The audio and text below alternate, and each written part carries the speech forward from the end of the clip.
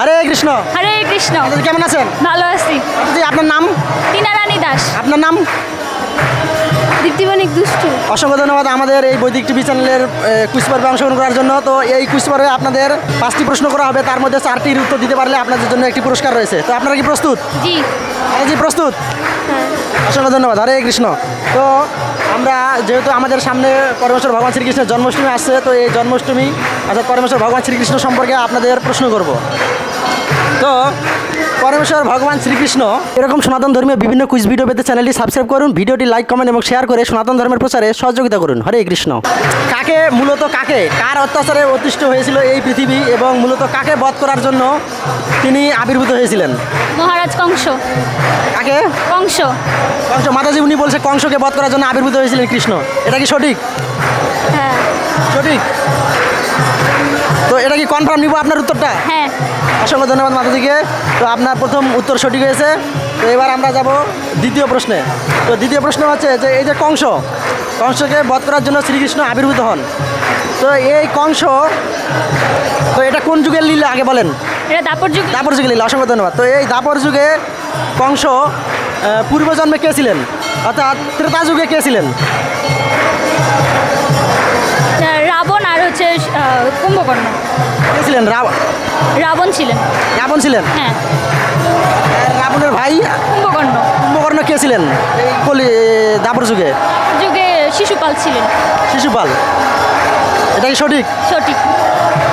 ধন্যবাদ মাতাজি, অনেক সুন্দর উত্তর দিয়েছেন যে কংস আসলে ত্রেতা যুগের রাবণ ছিলেন এবং দাপর যুগের যে শিশুপাল, তো এই শিশুপাল ছিলেন কুম্ভকর্ণ। অসংখ্য ধন্যবাদ মাতাজিকে। তো এবার আমরা যাব আরেকটি প্রশ্নে, যে এই যে দাপর যুগের এই শিশুপাল আর কংস, তো এনারা সত্য যুগে কে ছিলেন? সত্য যুগে জয় বিজয় ছিলেন। সত্য যুগে জয় আর বিজয়। জয় বিজয় না, একটু ভালোভাবে বলেন। জয় বিজয় তারও আগে ছিলেন।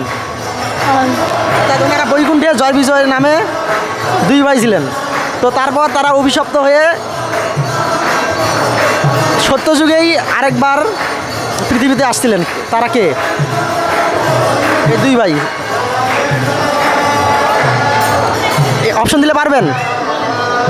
এই যে প্রহ্লাদ মহারাজের কাহিনী থেকে উত্তরগুলো আসবে। হিরণ্যকশিপু আর হচ্ছে হিরণ্যকশিপু আর হিরণ্যক্ষ। অসংখ্য ধন্যবাদ। মাতাজি কিন্তু অনেক চালাক, অপশন দেওয়াতে খুব সুন্দরভাবে বলতে পারছেন। তো আসলে প্রহ্লাদ মহারাজের কাহিনী বলাতে আপনি বলতে পারছেন, তাই তো? হ্যাঁ। অসংখ্য ধন্যবাদ। হরে কৃষ্ণ। তো এই হিরণ্যক্ষ আর হিরণ্যকশিপু এনারা 2 ভাই। পূর্বজন্মে ছিলেন কে? প্রথমত ছিলেন জয় বিজয়। ওরা কারা, মানে কি দায়িত্ব ছিলেন ওনারা? এটা আমি জানি না। জানেন না? ওনারা ছিলেন বৈকুণ্ঠের দ্বারপাল, অর্থাৎ 2 জন দারোয়ান। এটা জানেন, শুনছেন? না।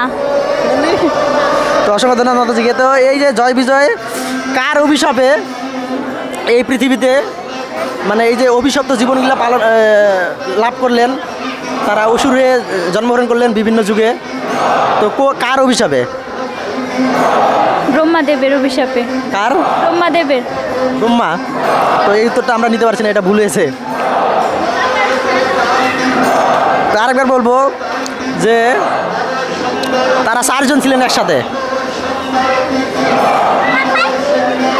মানে কি বলে? 4 জন একসাথে ছিলেন। তো এই 4 জনকে মানে ওনারা বৈকুণ্ঠে যাওয়ার সময় মানে প্রবেশ করতে দিচ্ছিলেন না এই জয় বিজয়, যার কারণে এই 4 জন একসাথে ক্রুদ্ধ হয়ে সেই জয় বিজয়কে অভিশাপ প্রদান করেন। তো এই 4 জনকে একসাথে বলা হয় কি, বলতে পারবেন? শুনেননি মনে হয় কখনো?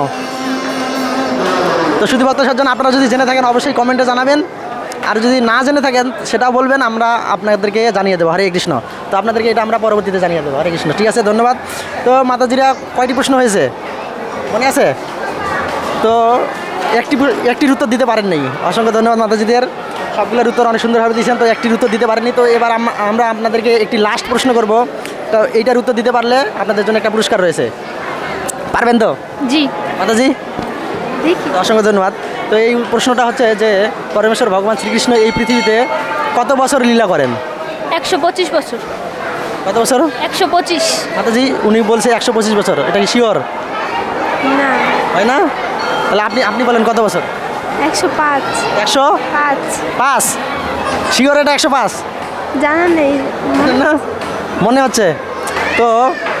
মাতাজির প্রথম উত্তরটা সঠিক হয়েছে। 125 বছর পরমেশ্বর ভগবান শ্রীকৃষ্ণ এই পৃথিবীতে লীলা করেন। তো অসংখ্য ধন্যবাদ মাতাজিকে। তো ওনারা অনেক সুন্দরভাবে সবগুলো প্রশ্নের উত্তর দিয়েছেন, মাঝখানে একটি প্রশ্নের উত্তর দিতে পারেননি। তো আমরা আপনাদেরকে আরেকটি প্রশ্ন করব বোনাস প্রশ্ন হিসেবে। তো পরমেশ্বর ভগবান শ্রীকৃষ্ণ যখন এই ইহলীলা সংবরণ করেন তখন তিনি কিভাবে এই ইহলীলা সংবরণ করেন? এক বেদের তীরে আঘাতে তার মৃত্যুবরণ হয়, মানে দেহলীল। ও এক ব্যাধের মানে তীর দ্বারা তীরবিদ্ধ হয়ে। তো সেই ব্যাধের নাম কি? জরা। কি নাম? জরা। জরা ব্যাধ। এটা কি সঠিক? হ্যাঁ সঠিক। উনি কি বলছে এটা সঠিক? হ্যাঁ আপনি কি জানেন যে ওটা সঠিক কি সঠিক না? মনে হচ্ছে। মনে হচ্ছে সঠিক। তো অসংখ্য ধন্যবাদ আপনাদের, এই উত্তরটা আপনাদের সঠিক। তো এবার আমরা যাব, প্রশ্ন তো শেষ, 5টা প্রশ্নের বেশি হয়ে গেছে। তো আরেকটি প্রশ্ন, যে এই যে জরাব্যাধ পূর্বের জন্মে অর্থাৎ দাপর যুগে কে ছিলেন? বাল্মীক। এটা কি সঠিক? হ্যাঁ। মাতাজি বাল্মীক ছিলেন? তো বাল্মীক কেন এই জরাব্যাধ হয়ে আসলেন বলেন? আর রাম তাকে বলেছিল যে মানে যখন ত্রেতা যুগে ভগবান শ্রীকৃষ্ণ রাম অবতারে ছিলেন তখন মানে বাল্মীকি আর তার ভাইয়ের একটা যুদ্ধ হয়। যুদ্ধেতে বাল্মীকি পরাজিত হওয়াতে তিনি প্রভুকে বলেন যে আপনি তো আমার ভাইয়ের পক্ষে ছিলেন, আমার পক্ষে ছিলেন না। তাই ভগবান মানে পরমেশ্বর ভগবান মানে যিনি রাম ছিলেন তিনি বলছিলেন যে আমি দাপর যুগে যখন কৃষ্ণরূপে জন্মগ্রহণ করব তখন আপনার হাতে আমি মৃত্যুবরণ করব। মানে রামচন্দ্র অন্যায়ভাবে কি দূর থেকে তাকে হারিয়েছিলেন, পরাজিত অন্যায়ভাবে তীরবিদ্ধ করেছিলেন, মানে যুদ্ধে অংশগ্রহণ না করে দূর থেকে। হ্যাঁ তাই তো। অসংখ্য ধন্যবাদ মাতাজিকে। হরে কৃষ্ণ। তো আমাদের এই বৈদিক টিভি চ্যানেলের পক্ষ থেকে আপনাদের জন্য একটা সুন্দর পুরস্কার রয়েছে, ভক্ত প্রশিক্ষণ। তো একজন নতুন ভক্তের আমাদের কি কি প্রশিক্ষণ প্রয়োজন, কি কি মন্ত্র জানা প্রয়োজন, সেই মন্ত্র সম্পর্কে মন্ত্র এবং আরতিগুলো আমাদের সন্ধ্যা আরতি এবং সকালবেলা যে কী আরতি আমাদের করতে হয় সেগুলো এই গ্রন্থটার মধ্যে রয়েছে। তো আপনারা কি মন্ত্র জানেন? কিছু কিছু জানেন। এখানে সব ধরনের মন্ত্র আপনারা পাবেন আমাদের সনাতন ধর্মী একজন ব্যক্তি হিসেবে যা যা প্রয়োজন। তো গ্রন্থটা তো পড়বেন তো আপনারা অবশ্যই মাতাজি পড়বেন?